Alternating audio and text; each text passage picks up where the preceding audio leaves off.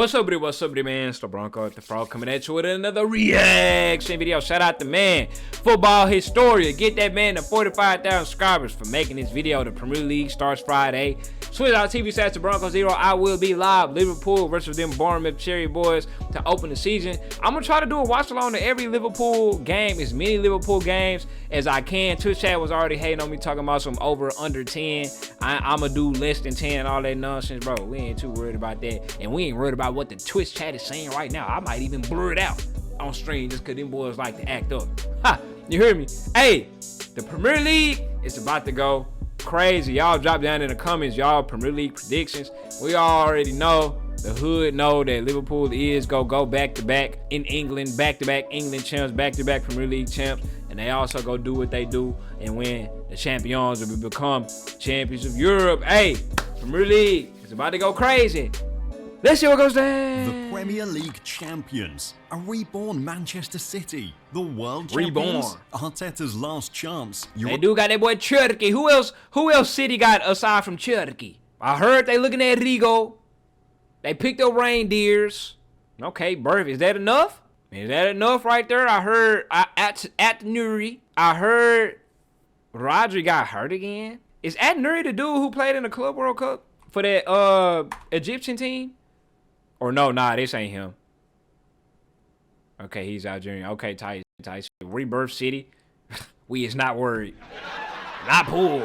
Europa League champion, Manchester United revenge. Not worried. The Premier League is no longer just a game. It's turning into something else entirely. The Giants are rising. The underdogs are wounded, and the gap between glory and disaster, it's thinner than ever. Last season was a warning. This season, it's an explosion. This is not just the start of the new season. It's the beginning of the most unpredictable war the Premier League has ever seen. But how hard is it going to be? And which teams could come out on top? Well, let's talk about it. Hey, y'all know Matty FC? Tell me why this man genuinely has me convinced that Man United is going to be good this year, bro. It's that propaganda. Why does this man have me convinced that United is going to be good, fool? He really, just the way that he talks and talks about his stuff, he just sounds like he knows what he's talking about, fool. Oh, my mama. He talking about, so we are trust. Last season looked entertaining from a distance, but if you followed it closely, you'd know something felt off. There wasn't any real competition. Liverpool were dominant. Arsenal kept the chase alive for a while, but outside of that, the rest of the Silver Surfers top six completely collapsed. Manchester United finished 15th for a club of that size. With that history and budget, that wasn't just a bad season. It was embarrassing. Tottenham, they somehow managed to finish 17th, one spot above relegation. At one point, they looked like a team that had never played together. And they still ended up winning the Europa League. That's what's nuts right there. That's crazy. And then the man Sonny Boy done left. So I will reiterate and ask again. Outside of London, where the hell is Tottenham fans finna come from, bro? Them boys just finna lose. You know, they cash cow. They money maker done left the club. Now them boys is for sure finna damn near be bottom of the bottom six. No energy, no chemistry, no structure. Even Manchester City, who are usually the benchmark, weren't themselves. Co-worker, why you had to say he was white? Coaching, but because of injuries and an aging midfield. Rodri was out for a stretch. Diaz missed key games. Ake wasn't fit, and De Bruyne, he looked worn He on his way to nap. The whole team just couldn't maintain consistency. So what did we end up with? A season where Liverpool did what they had to do and won the league with breathing room. Really got close. The rest of the big names were nowhere near the conversation, and that made the league less competitive. Sure, there were shock results, but it was mostly because big clubs were underperforming, not because the smaller teams were rising to a new level. But this new season, it's looking completely different. Yeah, ironic, he got Isak right there, like that man really finna be playing for them boys. Hey, free that man Isak till his backwards, bro. Newcastle, just let that man do what he want to do and accept Liverpool's money offer. Y'all know y'all want that guap. Accept our damn offer. Almost every club has corrected its weaknesses. And let him come home. They've made statement signings. They've changed managers. They're not here to survive, they're here to fight. And when you look at what's forming, it's giving serious 2012-13 Premier League vibes. When people talk about classic Premier League seasons, they usually mention 2011-12, the Aguero What happened goal, 2012-13? last-minute title decider. It was historic. But in terms of difficulty, depth, and how brutal the league actually was from top to bottom, the 89, yeah, it do look like a dog fight. 89 to 7. Well, actually, no, it don't. Well, I'm pretty sure, you know, it looks close, especially Europe. 72, 73, 75, 78. Oh, yeah, them spots was for sure tight. But, like, it looked like United, them boys won the league by 11 points. league actually was from top to bottom. The 2012-13 season is the one that stands out, and the upcoming 2026 season, it's starting to look exactly like that. Let me explain. In 2012-13, the top 7 teams dominated the league to the point where they crushed everyone else. From the 9th to the 16th, before y'all was born. There was about a 5-point gap. That's not a tight race. That's a survival battle for... Hell nah, it's not. Then you got expanded look. Liverpool was right here outside of Europe, and Everton. Everton was at 6. Liverpool was at 7. Yeah, and then, damn, look at the gap between Liverpool and West Brom. The gap between 7 and 8, 10 and all of that. Relegation, 41, 41. Yeah, damn, everybody was close. A 5-point gap? That's not a tight race. That's a survival battle for mid-table clubs. One bad week, and you could fall from 10th to 15th just like that. There was no breathing room. Every point mattered, and at the bottom, it was even worse. QPR, who finished last, had just 25 points. 25 points. Reading got 28, then Wigan got 36. Sunderland barely made it. Look at Newcastle right here. Look at Aston Villa right here, Southampton, just whatnot. 25 points. They only won 4 games all season. Reading, second to last, had 28 points. That's how brutal the top end of the table was. They squeezed out every bit of space and left. He said this why Suarez overrated. He only finished top 4 once. Now let's talk about the top 7 from that season. United, City, Chelsea, Arsenal, Tottenham, Everton, and Liverpool. Every one of them had quality. Every one of them had a clear identity. All the big clubs. There were no freebies, no easy games. And that's what made the league so hard. Even if you were mid-table, you were constantly fighting to stay relevant. That's the exact energy this new season is starting to get the same Most vibes. of the big clubs are not just fixing problems. They're evolving. They're making real changes, signing serious players, and preparing to go all in. And that means the top 7, maybe even the top 8, could all be in form at the same time. It's a nightmare for the rest of the league. Because when the elite clubs are operating at a high level simultaneously, there's nowhere to hide. So now, let's talk about who's leading the charge into this chaos. Liverpool! And of course, we start with Man City. Last season... What? You ain't gonna start with the champs? He talking about some, of course. You ain't gonna start with the champs of the Prem? We already getting underestimated?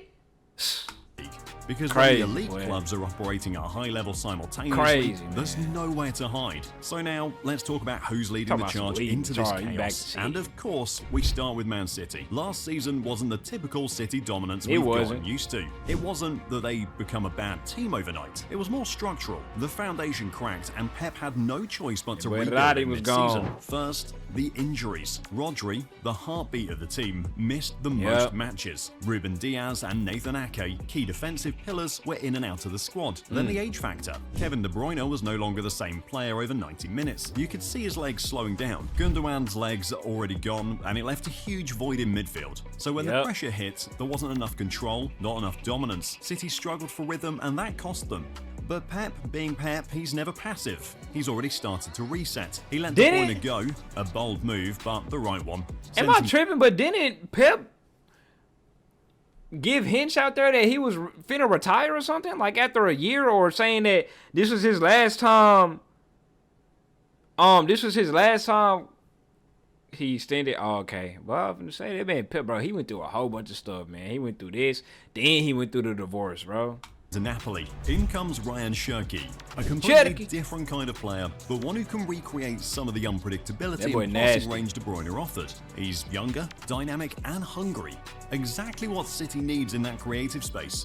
Then there's the Gundogan role, the connector between I could have sworn this nigga played for Reinders. a technically solid midfielder Who's who's that? built an attack. Oh, reindeers. Pep has Yeah, brought this in reindeers. Tijani I don't rock with Reinders, reindeers, a bro. technically I solid swear he used to midfielder never who pass fits that into hoe that to Christian. interior role perfectly. Good on the ball, high work rate, and understands positional play. Ideal for City's system. But Pep didn't stop at the midfield. He signed Aït-Nouri, a fullback who gives him that tactical flexibility again, similar to what João Cancelo used to offer. A player who can tuck inside, stretch wide. I forgot all about and play Cancelo. multiple That boy roles went depending on the phase of to play. You can see what Pep he went is to doing. see. Whoa, whoa, whoa, whoa, whoa, whoa, whoa, whoa, whoa, whoa, whoa. What he said?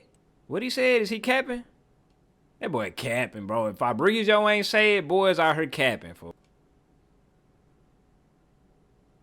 Bro, Lil Equipped, bro, this is always fake news, fool. Lil Equipped, they always release fake news. Didn't they used to always release fake news with the Mbappe saga? Boy, hood ain't listening to no Lil Equipped. Y'all crazy as hell, man. He's rebuilding Go the to spine, Instagram. the midfield creativity, positional flexibility, and tactical depth. Now, the only concern here is something we've seen before. City's new players usually need time to adapt. It's rare that anyone walks straight into Pep's system and thrives from day one. But this time, Pep has had a full preseason. And when Pep gets that time to rewire a team, that's when they become dangerous again. He said they City get might dangerous. not have looked like monsters last season, but if this reset works, they're coming back stronger, sharper, and more unpredictable than ever. And just when you think City might Who the have hell a is that? Who the hell is again, this? I see who? Verts, Haaland, Donnarumma, Rari, Philip. What's his face? You feel me? I don't know who this bloke is. might have a grip on the title again. There's one club that's quietly rebuilding its empire, Tottenham. But before we continue this video, please take a moment to subscribe to the channel. Thank you. Hey, go Tottenham subscribe to hit Football Historia. rock bottom last 75,000 season. subscribers. There's no other way to say it. Finishing Or no, 17th 45,000. in the league, that wasn't just disappointing, it was a complete failure. Yes, they somehow pulled off a miracle by winning the Europa League, but in the Premier League, they look like a team without direction. Confused tactics, inconsistent lineups, and players who look lost on the pitch. But credit where it's Richarlison due, still they play didn't for sit them? around making excuses. They've responded with urgency. The club has decided to clean house and rebuild properly, and it started with the manager. They brought in Thomas Frank, the former Brentford boss, who can How y'all feel about them Tottenham firing they manager, even though he just won the Europa League, but he did have a shitty Premier League? How y'all feel about that? Good. You feel good? You still want him gone? Deserve. He's a tournament coach. Hey, tournament coach makes sense. Damn, I never thought about that. Wow, tournament coach is a thing. consistently overachieved with a mid-table squad and one of the smallest budgets in the league. He's known for structure, discipline, and squeezing every drop of potential out of his players.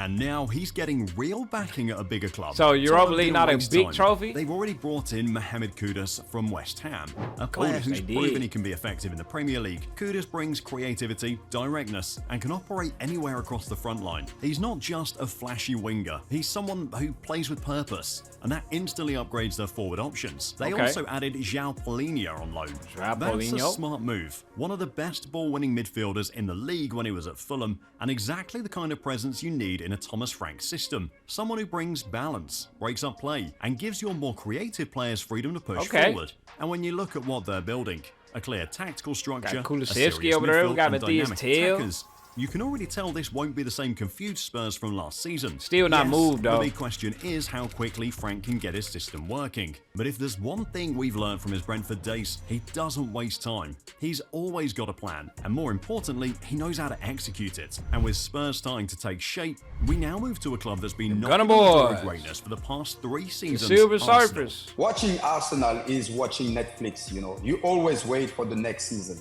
And trust me, every season is going to be like that. So don't even get involved, Joe. You know, I'm like really nice, peaceful. Of course, you know, United right now. Arsenal boys, y'all gonna take that? But please don't speak about Arsenal because now you're gonna cry what? For the referee? Come on. You see, Arsenal are no longer building, they're refining. Last season proved it. They were right there in the title race again. They do Not got that just man, participating, but genuinely pushing. But what stopped them? Consistency and depth. Liverpool pulled away and Arsenal ran out of solutions. Not because the plan was wrong, but because they didn't have enough alternatives when injury hit them. Arteta saw it. He didn't overreact. He made surgical moves. Not flashy, not excessive, just targeted upgrades. And that's what makes this season so important for Arsenal. They're no longer catching up. They're trying to finish the job. First major fix? Depth for Bukayo Saka. For the first time in years, Arsenal finally got a has reliable a reliable backup for him. Who's their backup? That's huge. Saka was overplayed last season and everyone saw it. He was still brilliant, but the fatigue was obvious in the big games. Oh, now Madueke Arteta has the flexibility to rotate without a drop in quality, and that alone could make the difference in a long season. Then there's the striker situation. For too long, Arsenal have had technical forwards. We know Kai Havertz a bum. We know Martinelli is a fake Brazilian. Finisher. Gyökeres changes that. He's strong, aggressive, and Gyökeres. more importantly, direct. I rock He brings with ya. something Arsenal haven't had since Aubameyang's prime. A striker that plays off the shoulder and can convert half We're chances nasty. into goals. Defensively, Arteta didn't just rely on the same backline. He bought in Mosquera, a smart signing to strengthen the bench and protect against injury crisis. Last season, 1 or 2 injuries to the defense changed everything, but that won't happen again. Arteta's learnt. But the biggest potential move? Eberechi Eze. Arsenal are working on bringing him in for the left-hand side, and that would completely People are trying to sign balance the everybody. attack. Martinelli is good, but Eze offers something different. Control, dribbling in tight spaces. He said and the Eze ability going to link Tottenham midfield now? I attack. say, If damn. that deal goes through, Arsenal will have a dangerous front People are four that getting can break down everybody. low blocks. Something they've struggled with. Every move Arteta's made points to one thing. He believes this is the year. Not to try, not to compete, to win. And just as Arsenal... Like he said, them boys gonna be quick to, hey, next season, them boys out there sounding like the Cowboys, man. are preparing to go all in. Another sleeping giant is quietly putting the giant. pieces together. Manchester United really. last season was They finally be painful back. for Man United. No identity, no flow, and no consistency. But maybe that collapse was exactly what they needed. If Arsenal win the Prem, you gonna regret saying Saka can't be Batman? Nah, if Arsenal win the Prem, that go means that Gyökeres is Batman and Saka is Robin, like I said. Good plan, For the man. first time in years, United hit rock bottom without excuses. No papering over cracks, no last-minute goals to save the narrative, just failure and clarity. And with that clarity comes focus. There's no Champions League, no Europa League, not even the Conference League. Just one Just game Premier a League. week, and Oh, that you changes can take that into everything. account, yeah. This United team, which has struggled with fatigue, fixture congestion, and injuries for years, will now be fully rested and fully prepared every weekend. That's dangerous. They've started addressing the weak points, starting with Mateus Cunha. He's not a traditional striker, but he brings chaos, movement, and pressing, Cunha hoop, something he United's hoops. forward line lacked last season. He's already looked sharp in pre-season, combining Real well living with in the midfield beard. runners and creating overloads with his intelligent drifting. Then He there's say Brian Izzy Bremo, go- you think a Izzy player going who to quietly Arsenal? put up over Let's go 20 Bumo, goal little bro. contributions last season in a Brentford Bumo team my that little- didn't my little exactly bro, dominate man. possession. He's direct, quick, and clinical. That nigga But look more than old, that, but he really he's younger than me. reliable. United haven't had that kind of consistency on the right wing since the Valencia era. Mbeumo fills a gap that's been hurting them for years. Midfield is still incomplete, and they know it. That's why they're actively searching for a new number 8. Someone who can press, carry the ball, and He said he connect play, faking his because action Mount shit. hasn't delivered. Mason what was Mount, we expected. know he. It's a Yeah, we crucial know he signing, said and Mason Mount still over there at United. Yeah, we know Mason trash. And I've we been know told it. y'all That's Mason why was that- trash since Chelsea. Y'all didn't want to listen just because Christian Pulisic was over there. actively searching for a new number 8. Someone who can press, carry the ball, and connect play, because Mount hasn't delivered what was expected. It's a crucial signing, and they're moving smartly. What this did they window. truly Not expect from rushing, Mason but Mount? Not standing still either. And up What top, did the big United fans? What did y'all expect from Mason Mount? Somebody let me know. He was in prime Foden debates. He said Mount was key in Chelsea's UCL win. Bro, that was 5 years ago. That was 5 years ago. That man cheeks, bro. Benjamin Sesko. He's young, raw, and hungry. Exactly the kind of striker who thrives when the spotlight isn't blinding. United haven't had a striker who combines height, pace, and finishing like this in over a decade. If they land him, it's a game changer. Hold on, who Here's the does thing, that? and Benjamin Sesko. Oh, He's Sesko. young dink. Yeah, I've If been they hearing land the him, Sesko It's a rumors. game changer. Y'all Here's know the thing, Sesko punished us United every have time nothing on to lose career this mode. season. There's no European pressure. There's no inflated expectations. It's a straight Just Premier a squad League. that's quietly rebuilding week by week. Ignore them and they'll catch you slipping. But while United are trying to rebuild their identity, Chelsea are trying to redefine theirs entirely. Chelsea have been unpredictable for years. One week they look like contenders. The next, they look like a team searching for They just won a Club World Cup. I ain't gonna doubt Chelsea, to be honest. Something is clicking at Stamford Bridge. Last season didn't start well. They dropped points early, looked confusing, and couldn't settle on a front line. But then something shifted. Results turned, the squad grew into itself, and by the end, they were lifting silverware. The UEFA Conference League? Done, and with authority. The Club World Cup? They didn't just win it. They beat PSG. Look at Trump. Look at Trump. Not luck. I still can't believe that, bro. They was trying to move him out the way. Reece James said, is he gonna move? Do we lift it now? That boy Trump's in there. I'm not moving. He said, this is my country, and I'm not moving up this stage. That's not luck. That's clapping and laughing and shit. It's been aggressive, smart, and intentional. They've added Jamie Bino Gittins, a direct high-ceiling that's dude from BBB who y'all was rocking. Brings Premier League experience, versatility, and creativity between the lines. What's his face? Y'all Pedro and wide or centrally, giving Chelsea serious flexibility. But the big addition is Liam Delap. He's not a flashy name. Delap came in and did his thing in that Club World Cup final, bro. To be in the box, who knows how to finish with one touch, and who can bully defenders. Cisco 60 seconds, for too long. Chelsea has relied on makeshift forwards or strikers that can't score. Delap brings striker instincts they've lacked since Costa. At the back, they bought in Jorel Hato, only 19 but already a leader in defence. Ajax trusted him with the captain's armband at times. He's fast, composed, they got a buddy from Ajax. Sharp. And yes, that makes him the 49th signing in just 4 years. Damn! This one actually fits the system. The truth, Chelsea doesn't just have depth. They have 2 full squads that could go toe-to-toe with damn players. They oughta, bro. They oughta find some, bro. They oughta go out there and finally start winning some of all them damn players they've been signing, bro. They're really cheating. Rhythm early if they avoid injuries, and if the pieces click, then this team won't just fight for top 4. They'll be in the title conversation for real. Money. But Chelsea aren't the only ones shaking things up. Liverpool are back dominating. And they're not looking. Y'all know what time it is. Premier League trophy last season. Y'all know what time it is. They've accelerated. What's happening at Anfield Liverpool right football boys. Never walk along boys. Refresh. It's a full-blown evolution. This is Klopp 2.0, but under Arne Slot. The pressing is still there, but now it's mixed with more controlled possession, more tactical switches, and smarter positional play. And the transfers, they've been calculated, not chaotic. Jeremy Frimpong is a massive piece. He doesn't just replace Trent's overlapping runs. He gives Liverpool something different. Explosive pace, relentless energy, and the ability to turn defense into attack in seconds. Slot's system demands fullbacks who can stretch and damage. And Frimpong is built for that. In the midfield, Florian Wirtz is the brain. He's not just a number 10, he's a rhythm setter, someone who can unlock compact defenses, slide passes between lines, and shift the tempo on demand. With him, Liverpool finally has a true creative engine behind the front line. Up top, Hugo Ekitike brings chaos. Direct, aggressive, and fearless in one-on-ones. He's the kind of forward who forces defenders to panic. But the real bombshell, Alexander Isak. Liverpool is closing in on a deal, and if it happens, it's looking like it's not happening, but Isak's movement, link-up play, and composure in front of goal would make this attack the most complete it's been in years. Even defensively, they've covered ground. Kerkez, brought in as depth for the left-back spot, is reliable, strong on the ball, and fits the tactical structure without missing a beat. Put it all together, and what you see is dominance, not desperation. Liverpool isn't chasing one more title. They're aiming for complete control. Facts. They're looking to go unbeaten, relentless, unstoppable. I'm talking about invincible. Football historians say we looking for invincible.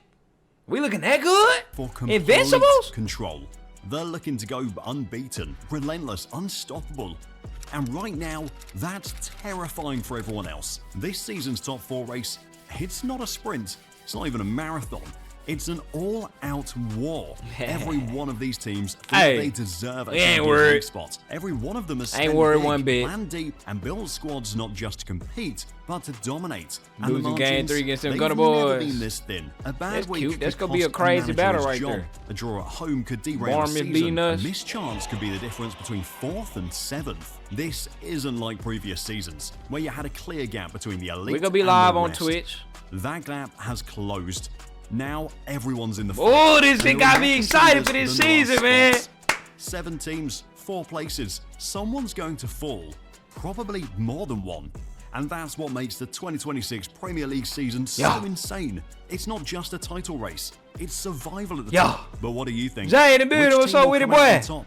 Well, let me know in the comments. And don't forget to subscribe to the channel. No cap. Also, check out our last video. Football historian, shout out that man. Like I say, subscribe to him. Get him to 45,000 subscribers. Bro. Oh, I can't wait. This Friday, it's going to be teed up. Start of this Premier League season. Liverpool Football Club versus the Bournemouth Cherry Boys. And best believe Liverpool will get that dub. Ha! We'll get that dub to start the season off good, man. Oh, my mama. Hey, I'm out.